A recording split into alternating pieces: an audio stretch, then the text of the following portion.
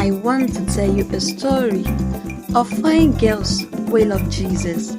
Are you ready? There is this kingdom that is filled with all manners of bad behaviors: smokers, haters, drinkers, prostitutes, fighters, liars, gossipers, just to mention a few. In fact, when the rulers of the kingdom were the chiefs of all manners of atrocities, I wonder who the dwellers won't take resemble. They wanted a real rest from all these bad happenings, but who can they run to? In that kingdom is a judge. People don't see this judge physically. They just have a sort of perception about him. They heard and believed that he is the only righteous person. He can help solve whatever problem and can help a person to lift his burden. He is so caring and loving. But with all these good attributes, people hardly go to him because they heard that if anybody is not righteous and approaches him, that person will be judged, if not consumed with fire itself. This made all the dwellers maintain their lane, saying, "Abeg, make we maintain our lane for this side though, for all have sinned and incapable of living this glorious life that the judge wants for us." Whenever anyone takes up the courage to approach the judge, once they get to the gates like this, the princes there would begin to remind them of their past error, saying, "You don't forget say you sinned yesterday, ba. Just wait there and fire go consume you now." When they remembered this, they started asking for forgiveness. "Ah, Lord, please forgive me. My knowingly and unknowingly sin, please forgive all of them."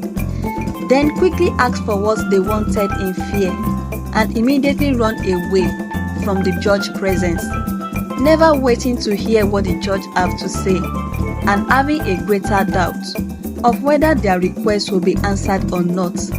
Of course, most of the time, it never gets answered unless the judge wants to show mercy.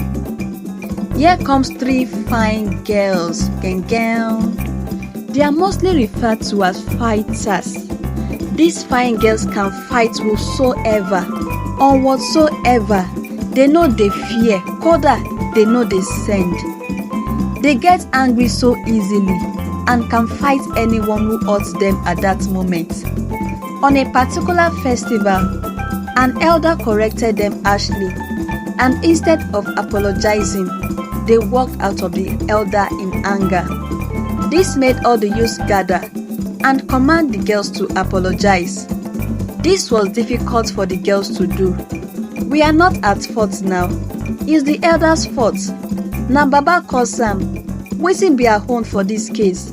Guy reason am well now," said the girls.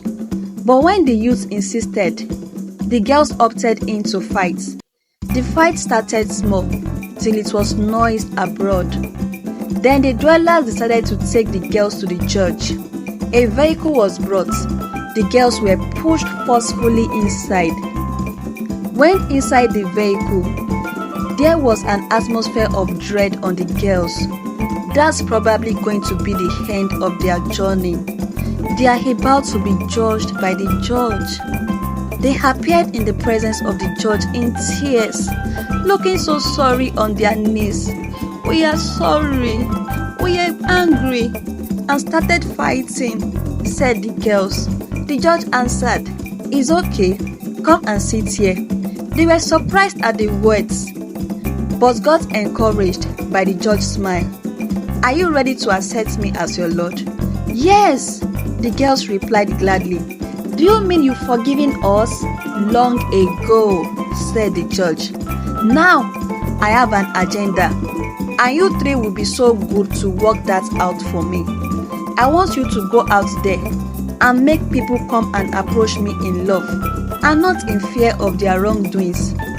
But I can't go out there myself, so I need ambassadors of me who would represent me well.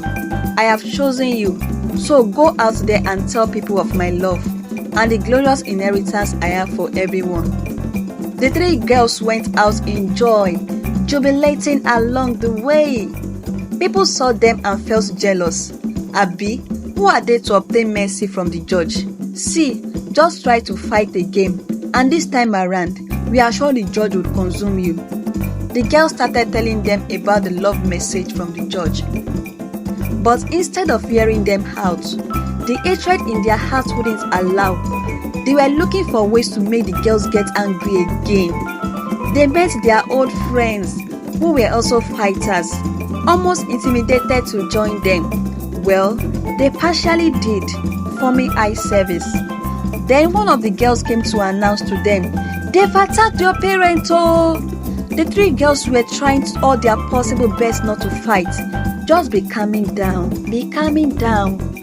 But their other friends encouraged them and blew words in their head. They stood up and fought in anger. Great was the fight that day. They were reported to the judge finally, again in tears, and with the mindset of no more hope again. When the judge saw them, he asked, "What's the update from where I sent you to? How many believed?" The girls replied, "Don't you heard we've sinned again? We are not worthy again." The judge said, "You sinned. It's okay. Just remember you are my ambassador and make sure you represent me well. So our next plan is go to this area, leave that area. Be careful of your association. They can either influence you or you influence them. And it's obvious that your association is influencing you. So go back and start from this area." The girls stood there in awe as the judge kept talking to them like a loving father. The next day, the judge asked, "How was it?" They stood there in fear again and later said, "We were scared. We have sinned a lot. We are not even worthy of standing in your presence. We can't even talk. We are so filled with guilt." They all went on their knees again, apologizing. "We are sorry. Please forgive us." The judge answered, "I have forgiven you long ago. Don't you understand me yet? Now, always approach me with a fellowship mindset. Don't have a sin consciousness when approaching me or doing my work. Don't focus on you not committing sin again. Focus on me, alright? Can we do that now? Now, I have given you power to do this. You three are judges, as I am a judge. So go in my name." So the girls went out rejoicing, knowing fully well that they've received something. They refused to pay attention to their past or present sin. They focused on the work of their loving Lord at hand. They went to the market square in boldness, where everyone would see them, talked in love to everyone about the love of the judge. Just accept him as your Lord. He's not counting our sins on us, as we were told before. People gathered in mass. They were surprised and said one to another, "Aha! See something, you. Are these not the fighters? They are now speaking in boldness of the judge's love for us." They said, "Okay, let's give him our life then." "No," the girl said. "You just accept his life."